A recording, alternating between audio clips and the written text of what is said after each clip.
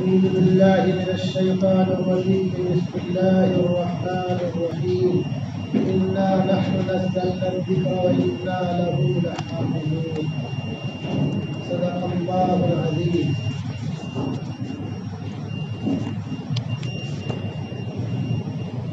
عثمان رضي الله تعالى عنه قال قال رسول الله صلى الله عليه وسلم خيركم من تعلم القرآن وعلمه.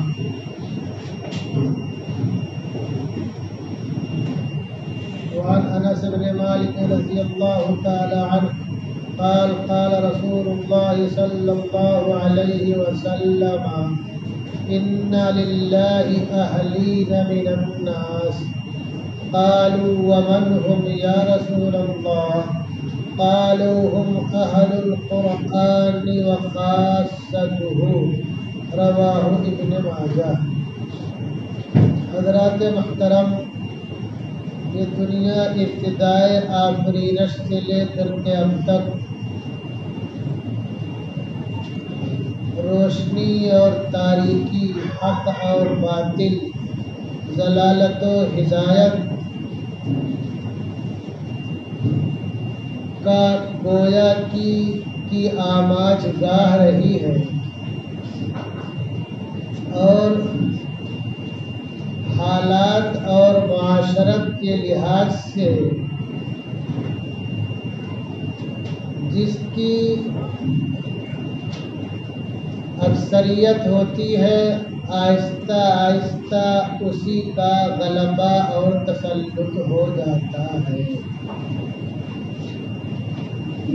سنگت کا، صحبت کا، ساتھ میں رہن سہن کا، اٹھنے بیٹھنے کا، چلنے پھرنے کا بڑا اثر ہوتا ہے۔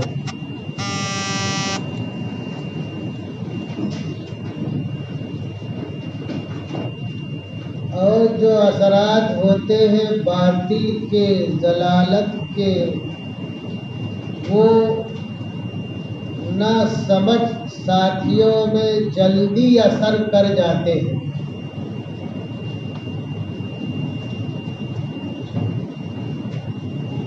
اپنے نونہالوں کو ان اثرات سے محفوظ رکھنے کے لیے، ان اثرات سے دور رکھنے کے لیے اپنے اسلاف نے اور بزرگوں نے بہت ہی اہم اور بہتر راستہ اپنایا اور طریقہ اپنایا۔ جو اب نونہال ہوتے ہیں ان کا دل بالکل صاف ہوتا ہے، اس پر جو بات بیٹھ جاتی ہے وہ بات پھر زندگی کے آخری لمحات تک باقی رہتی ہے۔ تو اکثریت کے اثرات سے کیسے محفوظ رہیں؟ ان کے غلط نظریات سے، غلط عقائد سے، بے بنیاد باتوں سے ہماری نسلیں کیسے محفوظ رہیں؟ بزرگوں نے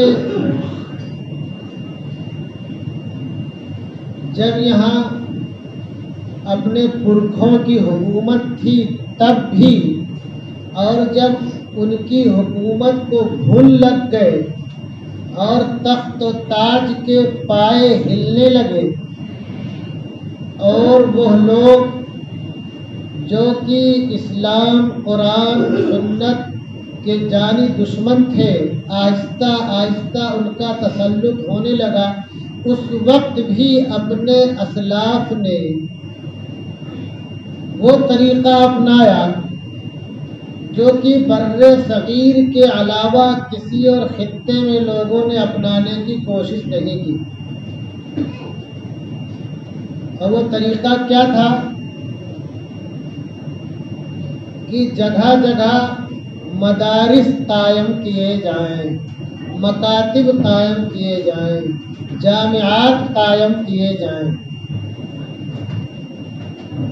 اور یہ جو مدارس اور مکاتب جو قائم ہوں یہ حکومت کے فنڈ سے چلنے والے نہ ہوں۔ اگر آپ تاریخ کا بغور مطالعہ کریں گے تو آپ کو معلوم پڑے گا کہ بر صغیر میں جتنی مدت تک اسلام کے نام لیوا تخت و تاج کے مالک رہے، کم و بیش اتنی ہی مدت تک اندلس میں بھی اسلام کے نام لیوا تخت و تاج کے مالک رہے۔ اندلس میں مسلمانوں کی سب سے مضبوط طاقت تھی، خلافت تھی، خلیفہ وہاں رہتا تھا، اور بر صغیر میں خلیفہ نہیں رہتا۔ یہاں کے حکمراں سلطان، بادشاہ اور شہنشاہ کہلاتے تھے۔ خلیفہ کے ماتحت جتنے بھی بادشاہ ہوتے، مسلم حکمراں سب ہوتے ہیں۔ لیکن یہاں کے جو بزرگوں کی دوربین نگاہیں تھیں وہ یہ تھی کہ ہم حکومت کے، شہنشاہ اور شاہ کے فنڈ سے اداروں کو نہیں چلائیں گے۔ اندلس کے لوگوں کی نگاہیں اتنی دور تک نہ پہنچی، اور وہاں جو بھی ادارے اور مکاتب اور مدارس چلتے رہے، جامعات، وہ سب خلافت کے فنڈ سے چلتے رہے۔ وہاں جب خلافت کا سورج جب غروب ہوا تو مسلمانوں کا بھی سورج غروب ہو گیا۔ دنیا کے سب سے عظیم اور بڑی مسجد جس کو مسجد قرطبہ کہا جاتا ہے، جس کا ایک ایک گیٹ جو ہے ایک گاؤں اور محلے کے برابر، ڈیلی کئی من تیل جس میں جلتا تھا، آج وہاں کوئی صدائے تکبیر بلند کرنے والا نہیں۔ بہت سی وجوہات، ان وجوہات میں سے ایک وجہ یہ بھی ہے کہ وہاں جو بھی مدارس، مکاتب، جامعات چلتے تھے سب خلافت کے فنڈ سے چلتے تھے۔ جب خلافت ختم ہو گئی، تخت و تاج کا تیا پانچا ہو گیا، تو مدارس اور مکاتب بھی بند ہو گئی۔ لیکن بر صغیر میں بزرگوں کی دور کی نگاہیں بہت کچھ دیکھ رہی تھی۔ انہوں نے کبھی بھی شاہی فنڈ سے مکاتب، مدارس اور اداروں کو چلانے کی کوشش نہیں کی۔ اور جب یہاں سے تمہارے اسلاف تخت و تاج سے بے دخل کر دیے گئے، اس کے باوجود تم باقی ہو، تمہاری نسلیں باقی ہیں، تمہارے شاعر باقی ہیں، تمہارے مساجد، مدارس، مقابر، مکاتب باقی ہیں۔ اس کی وجہ یہی ہے کہ یہ سب شاہی فنڈ سے نہیں چلتے تھے، غریب عوام کے آنے دو آنے سے جو اکٹھا ہوتا تھا اس سے چلا کرتے تھے۔ اور یہ اللہ تبارک و تعالیٰ کا ایک نظام ہے، اللہ تبارک و تعالیٰ کا ایک نظام ہے۔ اللہ نے نظام جو قائم کر رکھا ہے، ہم لوگوں کی سمجھ سے بالا تر بہت سی باتیں نہیں سمجھ میں آتی۔ ہمارے بہت سے بھائی سوچتے ہوں کہ یہاں کے لوگوں نے یہ سوچ لیا، وہاں کے لوگوں نے کیوں نہیں سوچا۔ اللہ کی مرضی مسئلہ ہے، ایک نظام اللہ کا۔ اللہ نے کہا اِنَّا نَحْنُ نَزَّلْنَا الذِّكْرَ وَإِنَّا لَهُ لَحَافِظُونَ، ہم نے قرآن اتارا، ہمیں اس کی حفاظت کرنے والے۔ تو اللہ تبارک و تعالیٰ نے حفاظت کا جو ذریعہ بر صغیر میں بنایا وہ مدارس اور مکاتب کو بنایا۔ یہ مدارس اور مکاتب کی دین ہے کہ ہمارے چہروں پہ داڑھیاں سجی ہوئی ہیں، ہمارے جب و دستار باقی ہیں، ہمارے سروں پہ ٹوپیاں باقی ہیں، عمامے باقی ہیں، اور ہماری پیشانیوں پہ سجدے کے نشانات باقی ہیں، اور انشاءاللہ اسی آن بان شان کے ساتھ تا صبح قیامت باقی رہیں گے۔ تو یہ مدارس اور مکاتب کی طرح اللہ نے نظام بنایا حفاظت کا، اور ہماری نسلوں کی ایمان کی حفاظت کا۔ تو قرآن کی بات کرنا نظام بنایا، ہماری نسلوں کی ایمان کی حفاظت کا ذریعہ کیا بنایا؟ مدارس کو، مکاتب کو بنایا۔ یہ مدارس اور مکاتب ہیں تو ہماری نسلیں ایمان سے واقف ہیں، رسول اللہ کی زندگی سے واقف ہیں، قرآن سے واقف ہیں، اللہ کی وحدانیت سے واقف ہیں۔ ورنہ ہوتا کیا ہے کہ اکثریت میں اقلیت ضم ہو جاتی ہے، دنیا میں ہی ہوتا ہے۔ آہستہ آہستہ سب زمانہ گزرتا رہتا ہے، لوگ اپنی ریت رواج کو بھولتے جاتے ہیں، اور جو زیادہ تعداد میں ہوتے ہیں ان کی رسمیں زیادہ ہوتی ہیں، انہیں کے ساتھ گھل مل کر کے سب معاملہ ختم ہو جاتا ہے۔ لیکن نہیں، یہاں باقی ہے، انہیں مدارس اور مکاتب کی وجہ سے باقی ہے، اور یہ اللہ کی دین ہے، اس کی نوازش ہے، اس کا کرم ہے، اس کی توجہ ہے، اس کا انعام ہے۔ اور فضیلت کتنی ہے قرآن کی پڑھنے پڑھانے کی۔ اللہ کرے کہ ہم پڑھنے پڑھانے والے بن جائیں۔ ہمارے بہت سے بھائیوں کے بال سمجھ جاتے برابر پڑھنا نہیں آتا، وہ شرم کرتے ہیں۔ شرم مت کرو، سیکھو۔ اللہ کے رسول کا فرمان کہ اطلب العلم من المہد الی اللحد، ماں کی گود سے زمین کی گود میں جانے تک علم حاصل کرتے رہو۔ اس کے لیے کوئی زمانہ اور کوئی مدت مقرر نہیں۔ تو سب سے بہتر لوگ کون؟ اللہ کے نبی ارشاد فرماتے ہیں خیرکم من تعلم القرآن وعلمہ، خیرکم من تعلم القرآن وعلمہ۔ کس کو بہتر کہا گیا؟ بزنس مین کو، ایجنٹ کو، فوجی کو، آفیسر کو،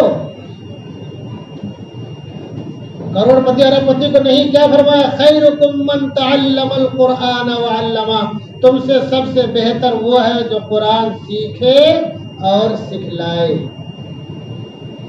سب سے بہتر فرمایا اللہ کے حبیب نے۔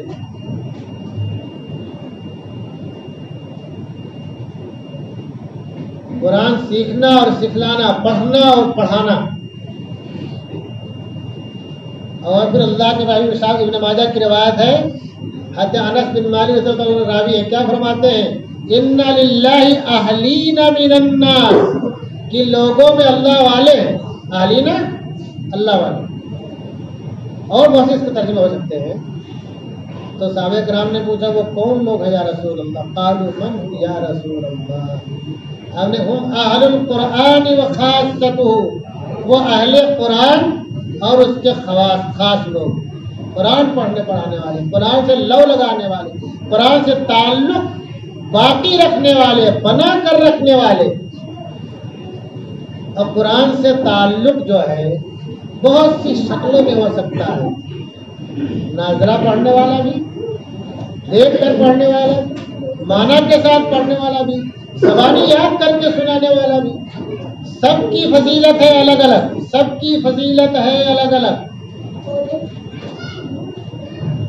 اور جو حافظ قرآن ہو اس کا مرتبہ ہی کچھ اور ہوتا ہے، بلند و بالا ہوتا ہے۔ اللہ کے حبیب ارشاد فرماتے ہیں یقال لصاحب القرآن اقرا ورتقی، جب نفسی نفسی کا عالم ہوگا، کوئی کسی کا پرسان حال نہیں ہوگا، کہ حافظ قرآن سے کہا کہ پڑھ ورتقی، اور چڑھتا جا، کما کنت ترتل فی الدنیا، جیسا کہ دنیا میں پڑھا کرتا تھا۔ فإن منزلك عند آخر آیت تقرأها، تیری منزل وہ آخری آیت ہوگی جس کو تو پڑھے گا، ان اللہ اس کا مقام مرتبہ پڑھتے پڑھتے بلند کرتا جائے گا۔ اور ہمارے بہت سے احباب کے دل میں یہ بات آتی ہے تو اس کو مل گیا اتنا، اور اس کے والدین کے تعلق سے بھی ہے کہ البس والدہ تاج یوم القیامت، اس کے والدین کو قیامت ایسا تاج پہنایا جائے گا، ضوءہ احسن من ضوء الشمس، کہ جس تاج کی روشنی اس سورج کی روشنی سے زیادہ ہوگی جو کہ تمہارے گھر میں ہو۔ سورج تمہارے گھر میں آ جائے تو اس کی کتنی روشنی ہوگی؟ ابھی تو اتنا دور ہے، اس کی کتنی روشنی ہے۔ فما ظنکم بالذی، تو تمہارا کیا گمان ہو اس کے بارے میں جس نے قرآن حفظ کیا؟ والدین کو اتنا عظیم تاج پہنایا جائے گا، جو حافظ ہوگا اس کا مرتبہ کتنا بلند ہوگا۔ تو بعض بات جن بات آتی ہے بھائی، جو حافظ کو مرتبہ مقام مل گیا اور اس کے والدین کو مل گیا، نہیں، سب کا حصہ ہے۔ ترمذی کی روایت ہے، اللہ کے حبیب ارشاد فرماتے ہیں من قرأ القرآن فاستظہرہ، جس نے قرآن پڑھا پھر اس نے اس کو یاد کیا، فأحل حلالا، اس نے اس کے حلال کو حلال سمجھا، وحرم حراما، اور حرام کو حرام سمجھا۔ ادخلہ اللہ بہ الجنہ، تو اس کی وجہ سے اللہ اسے جنت میں داخل کرے گا۔ یہ تو حافظ قرآن کا مرتبہ ہو گیا۔ وَشَفَّعَهُ فِي عَشَرَةٍ مِّنْ أَهْلِ بَيْتِهِ كُلُّهُمْ قَدْ وَجَبَتْ لَهُ النَّارُ، اور اس کی سفارش اس کے گھرانے کے 10 ایسے لوگوں کے سلسلے میں قبول کرے گا کہ جن پر جہنم واجب ہو چکی ہوگی۔ پہلے کس کو انعام ملا؟ حافظ قرآن کو۔ دوسرا انعام کس کو ملا؟ اس کے والدین کو۔ اور یہ تیسرا انعام کس کو مل رہا ہے؟ اس کے کنبے اور گھر والوں کو، ایسے 10 لوگ کہ جن پر جہنم واجب ہے، اللہ تعالیٰ اس کی سفارش سے ان کو جنت میں داخل کرے گا۔ اور ہمارے بہت سے بھائی یہ سوچیں گے کہ ہم لوگوں کو کیا ملا؟ جو ہم لوگ تعاون کرتے ہیں بعض مدرسوں کو دیتے ہیں، آپ لوگوں کو تو بہت بھاری حصہ ہے۔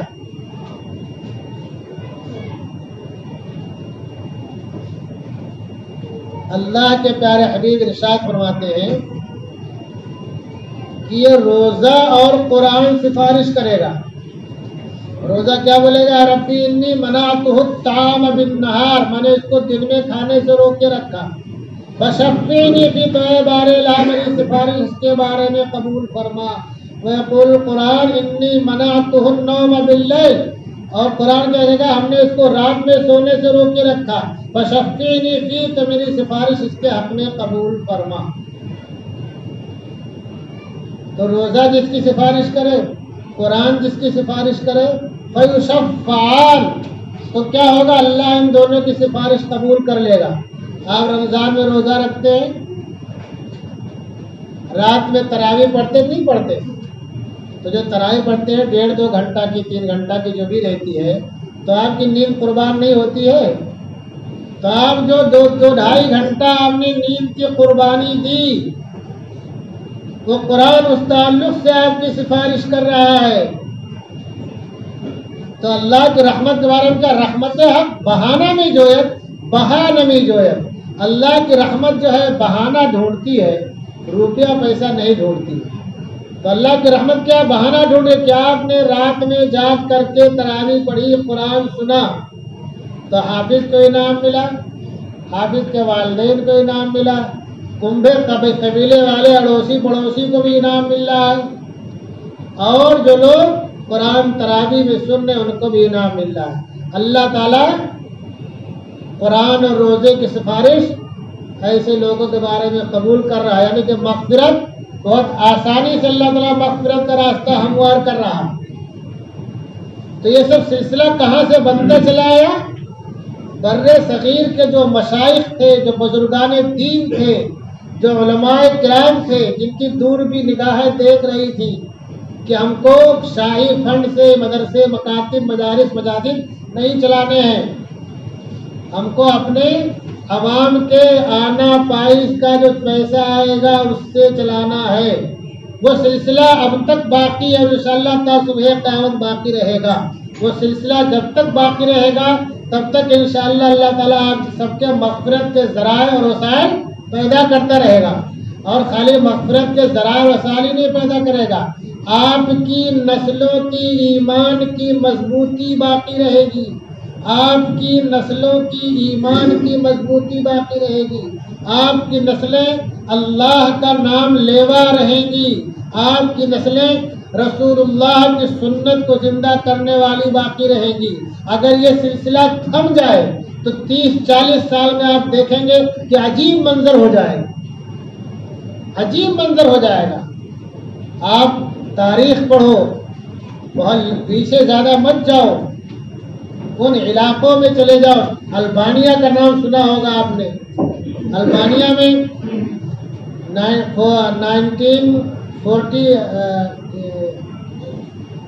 1945 سے لے کر کے 95 کے بیچ میں لادینی حکومت تھی، لادینی حکومت تھی، نسلیں بکھر گئی، مدارس میں پابندی لگ گئی، مکاتب میں نسلیں بکھر گئی، ان کے ذہن و دماغ میں رہا ہی نہیں کہ ہم مسلمان تھے، ہیں۔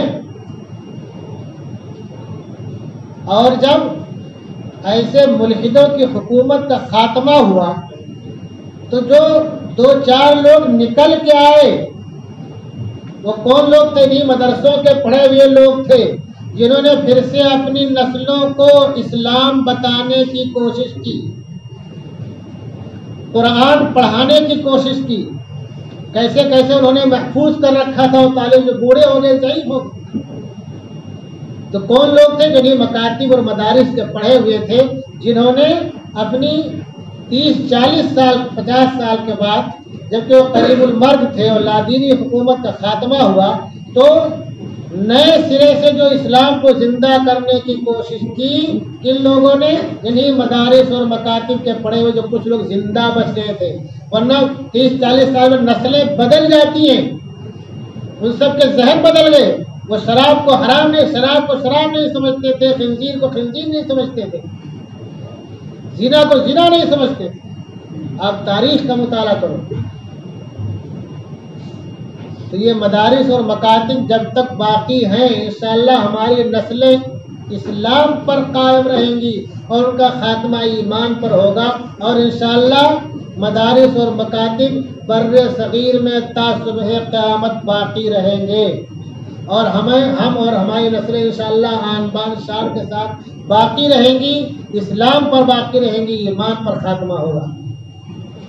اور آخر میں وقت ختم ہوگا، میں عرض کر دوں دارالعلوم قاسمیہ چار مدرسہ یہ آپ کا اپنا ادارہ ہے، ہونا تو یہ چاہے کہ ہم لوگ خود وہاں پہنچ کے چندہ دے کے جاتے، آنا نہ پڑتا،